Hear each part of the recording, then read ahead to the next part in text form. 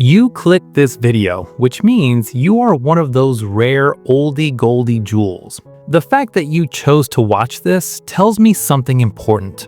It tells me you are blessed with some fascinating abilities. You grew up in a golden era, an era most people of today's generation only could dream about. You witnessed history as it was unfolding, not through screens or summaries. Your parents lived through World War I, the Great Depression, and World War II.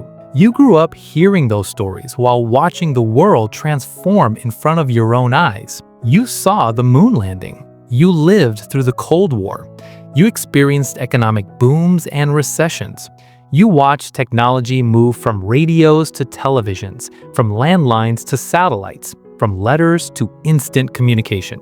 You didn't just hear about change. You lived inside it. You are the true architects of this modern era.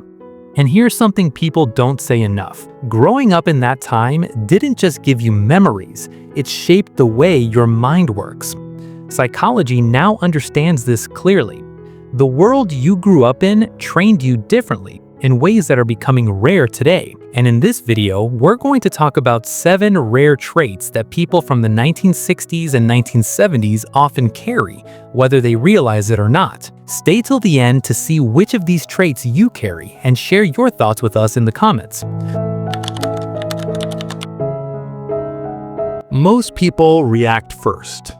You don't. When something goes wrong, you pause. You look at the situation, then you deal with it. That calm didn't come from training or advice. It came from experience. I see it in my neighbor Paul. He's 65, still goes to the gym, still hikes with his senior group. Nothing flashy about him. He just doesn't panic. If plans change, he adjusts. If something breaks, he fixes it or works around it. No drama. And that feels familiar to you.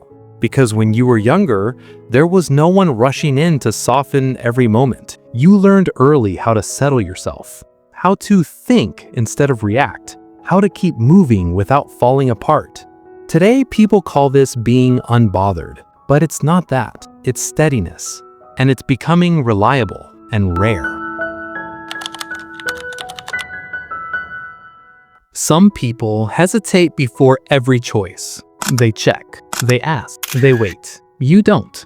Making decisions feels normal to you.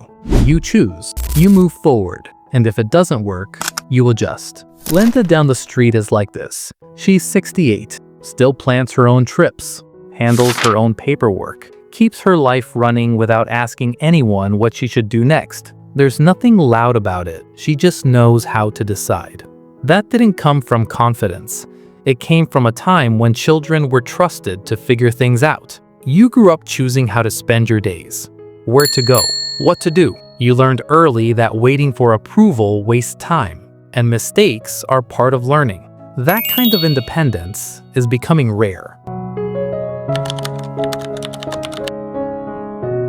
Some situations make people panic. Unexpected problem, pressure, conflict. You tend to get quieter. While others rush to react, you slow down and assess what's actually happening. That calm isn't accidental. It was learned. You grew up dealing with real consequences. If something broke, it mattered. If a mistake was made, it had to be fixed. So your mind learned early not to waste energy on panic. Panic never solved anything. Even now, when things go sideways, you don't spiral. You look for the next step. People sometimes mistake this for detachment. It's not. It's experience talking. You've already lived through enough to know most problems don't need drama. They need action. And that kind of composure is becoming rare. A quiet room doesn't bother you. Waiting doesn't irritate you. You don't feel the need to fill every moment with noise. There was a time when silence was normal. No constant alerts, no endless screens. You learned how to sit with your thoughts, how to let time pass without fighting it. That does something to a person. It builds patience. It builds focus. Even now, you don't panic in stillness. You don't reach for distraction right away. In a world that never slows down, being comfortable with silence is becoming rare.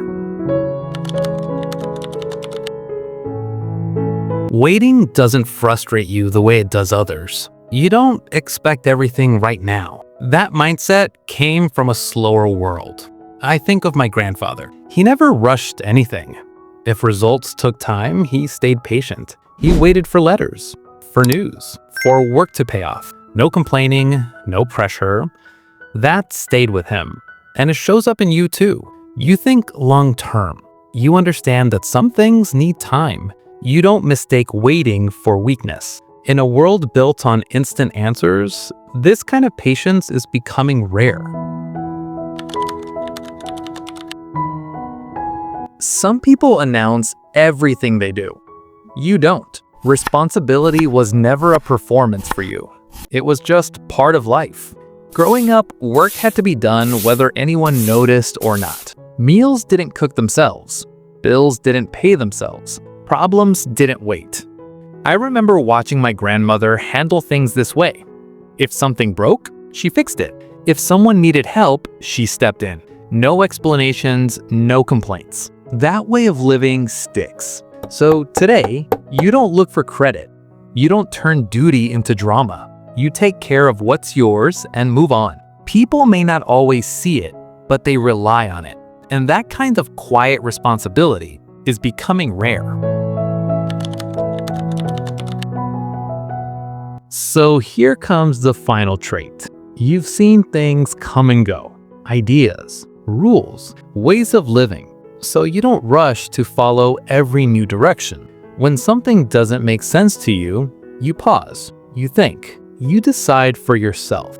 That comes from experience. You grew up in a time when opinions weren't updated every week, when you had to rely on your own judgment, when changing your mind meant something, not just clicking away. So today, you're not easily shaken. You don't chase approval. You don't need to keep up to feel secure. You trust what you've learned.